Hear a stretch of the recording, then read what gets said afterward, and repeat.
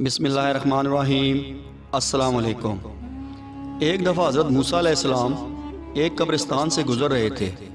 उन्होंने एक कब्र में एक मुर्दे को कब्र के अजाब में मुब्तला पाया।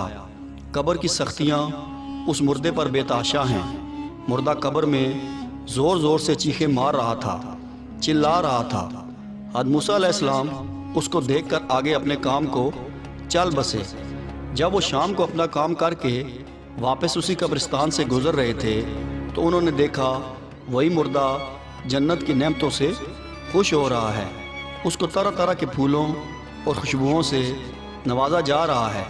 जब हज़रत मूसा अलैहिस्सलाम ने उस कब्र में मरने वाले को जन्नत की खुशियों में देखा तो अल्लाह से दुआ करते हुए कहने लगे, ऐ मेरे मालिक, ये क्या माजरा है कि जब मैं सुबह के वक्त यहाँ से गुज़र रहा था तो ये कब्र की सख्तियों से मरने वाला रो रहा था, चिल्ला रहा था। अब मैं वापसी पर देख रहा हूँ कि वही कब्र जन्नत के बागों में एक बाग बनी हुई है। ऐ मेरे मौला, ये मैं क्या देख रहा हूँ? तेरी कुदरत तू ही बेहतर जानता है। अल्लाह ताला ने हज़रत मूसा अलैहिस्सलाम को फरमाया, ऐ मूसा, ये इंसान जब मरने लगा था तो उसकी बीवी हामला थी। उसके पेट में एक बच्चा था। मरने वाले की बीवी ने उस बच्चे को मस्जिद में कारी के पास भेजा है। उस बच्चे ने जब पहली बार बिस्मिल्लाह पढ़ी तो मुझे उस बच्चे पर तरस आया। तो मैंने सोचा, इसका बच्चा मेरा नाम ले रहा है और मैं किस तरह इसके बाप को जहन्नम की आग में जला सकता हूँ।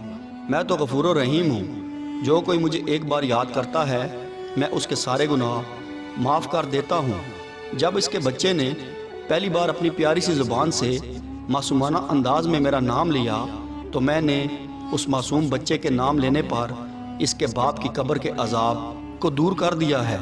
जब इंसान की मौत का वक्त करीब होता है तो इंसान को दो लोग याद रहते हैं। वो इन दो लोगों को बहुत याद करता है। मरने वाले का दिल करता है कि मैं इन दोनों लोगों को अपना दुख दर्द सुनाऊं, पर उस वक्त वो कुछ करने की हिम्मत नहीं रखता है। उस वक्त इंसान का दिल और दिमाग दुनिया के सब कामों से खाली हो जाता है। उसके दिलो दिमाग में दुनियावी कोई चीज़ का ख्याल नहीं होता। वो अपने दोस्तों, रिश्तेदारों, अपनी दौलत व शोहरत सब कुछ भूल जाता है। हज़रत मौलाना जलालुद्दीन रूमी रहमतुल्लाह अलैह फरमाते हैं कि मेरे मोहल्ला में एक शख्स की मौत का वक्त आया। वो मौत की सख्तियों से दो चार हो रहा था। उस मरने वाले के अजीज़ो क़ारिब मेरे पास आए और कहने लगे, मौलाना साहब, मरने वाले को कलमे का विर्द करवाएँ, उसको कुरान पाक की कोई सूरत पढ़ाएँ। मौलाना फरमाते हैं कि मैं उसके रिश्तेदारों के साथ मरने वाले के पास पहुंच गया। उसके पास बैठा, उसके पास उसके रिश्तेदार और दोस्त भी बैठे हुए थे। मरने वाला ऊपर आसमान की तरफ टिकटिकी लगा कर देख रहा है कि अल्लाह ताला की तरफ से उसमें बोलने की हिम्मत आई। उसने अपना मुंह खोला और कहने लगा कि मेरी औलाद और मेरी बीवी कहाँ हैं? उसको अपनी औलाद और अपनी बीवी के सिवा दुनिया का कोई भी रिश्ता याद नहीं था। वो अपनी सारी ज़िंदगी की कमाई, दौलत, जायदाद, मकान और अजीज़ व अकारिब के बारे में उसके जहन में कुछ ना था सिवाय औलाद और बीवी के। जब उसने अपनी औलाद और बीवी को बुलाया तो वो आकर उसके पास बैठ गए। उसने अपनी औलाद और बीवी को पास बिठाया और रोना शुरू कर दिया कि मेरे इस दुनिया से चले जाने के बाद तुम्हारा सहारा कौन बनेगा। ये एक ऐसा वक्त होता है कि मरने वाले को अपनी फ़िक्र नहीं होती, उसको अपनी औलाद और अपनी बीवी की फ़िक्र होती है कि मेरे विसाल करने के बाद इनका क्या बनेगा, मेरे बाद मेरे बच्चों और बीवी का कोई सहारा होगा या नहीं। वो इस तरह की बातें कर करके रोना शुरू कर देता है। वो अपनी बीवी को पास बुलाता है और कहने लगता है कि मेरे मरने के बाद मेरे बच्चों को दीनी तालीम ज़रूर देना, मेरे मरने के बाद मेरी मग़फ़िरत की दुआ करना।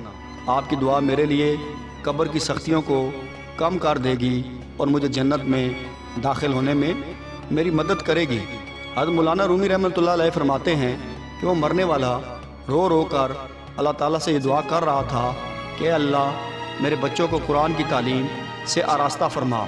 ये लफ्ज़ कहकर उसकी ज़ुबान बंद हो जाती है और वो कांपने लग जाता है। उसी वक्त मलकुल मौत आता है और उसकी जान निकाल देता है। मौलाना रूमी रहमतुल्लाह अलैह फरमाते हैं कि उसका मुँह खुल गया, उसके दोनों होंठ एक दूसरे से अलग हो गए। मलकुल मौत मरने वाले की जान पैरों से निकालता है। उसके बाद जिस्म के दूसरे हिस्सों की जान निकाली जाती है। اس وقت مرنے والا پہلی بار فرشتے اور شیطان کو دیکھتا ہے۔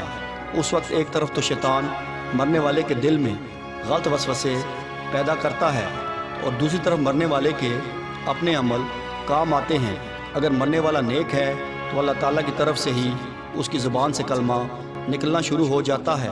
اگر مرنے والا انسان نیک نہیں ہوتا، مسلمان نہیں ہوتا، تو اس کے دل و دماغ پر شیطان چھا جاتا ہے اور اس کو مرتے وقت کلمہ کے کلمات بولنے نہیں دیتا۔ وہ مرنے والا کلمہ پڑھنے کی کوشش میں لگا رہتا ہے پر شیطان اس کو کلمہ پڑھنے نہیں دیتا۔ اس طرح وہ کلمہ پڑھنے کے بغیر ہی اس کی موت واقع ہو جاتی ہے۔ ناظرین گرامی، آج ہم زندہ ہیں، ہمارے پاس اللہ تعالیٰ کو راضی کرنے کے لیے وقت ہے۔ آج ہی سے نماز قائم کرنا شروع کر دیں، غریبوں کا سہارا بن جائیں، یتیموں کی مدد کریں، نیک کام کریں۔ ہو سکتا ہے کہ اللہ تعالیٰ کو ہمارے نیک کام پسند آ جائیں اور مرتے وقت ہماری زبان میں کلمہ نصیب ہو۔